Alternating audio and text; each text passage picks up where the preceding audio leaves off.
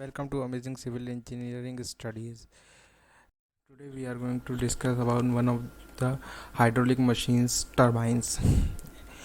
As we know that hydraulic machines are those machines which convert either hydraulic energy and into mechanical energy, and then this mechanical energy is further converted into electrical energy or mechanical energy into hydraulic energy. There are two types of hydraulic machine. One is turbine and other is called pumps. Hydraulic machines which convert hydraulic energy into mechanical energy is known as turbines, while the hydraulic machine which convert the mechanical energy into hydraulic energy, those are called pumps. Here we will learn about the turbines. Turbines are those hydraulic machines which convert hydraulic energy into mechanical energy, and this mechanical energy is further converted into electrical energy using electrical generators through the shaft. Here you can see basic of turbine. Here we have a shaft which is fixed with the turbine. There is a nozzle which is throwing the water and striking the buckets which help the turbine to move.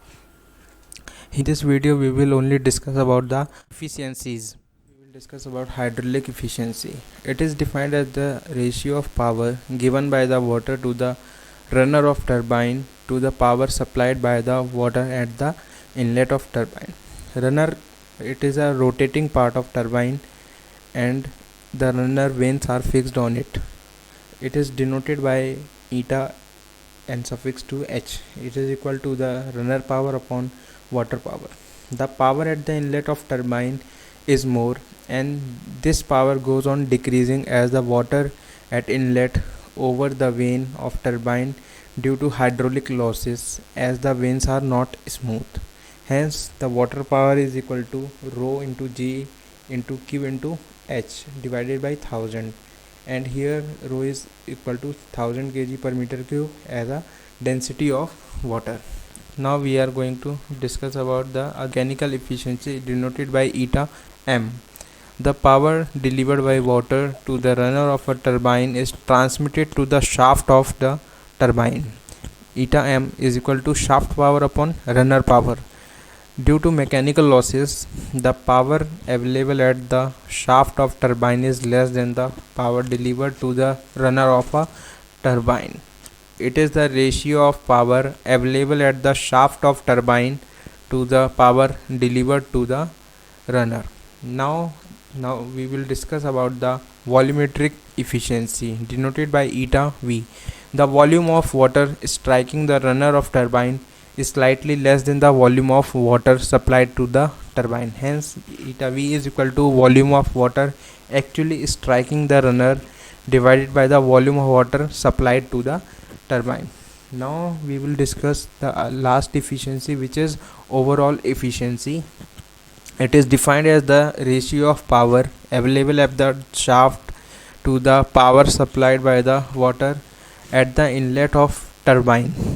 Here we can see that it is denoted by eta 0. It is equal to volume available at the shaft of turbine and power supplied at the inlet of turbine, which is equal to the shaft power and divided by the water power. Here we are just doing one thing, multiplying both side by runner power and divided by runner power. Hence here from here we can see that the shaft power upon runner power is equal to efficiency eta m.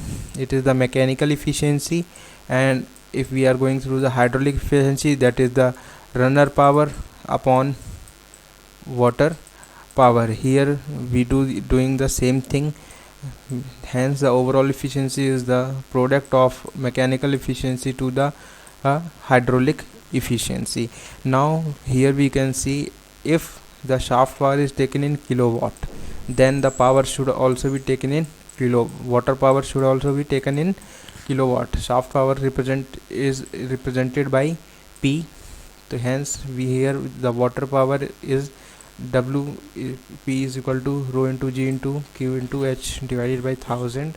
Hence overall efficiency, shaft power in kilowatt upon water power in kilowatt, this formula we can calculate the overall efficiency, or if we need to calculate the power, we can also calculate the power. Thanks for watching. Kindly subscribe, like, and turn on the notification and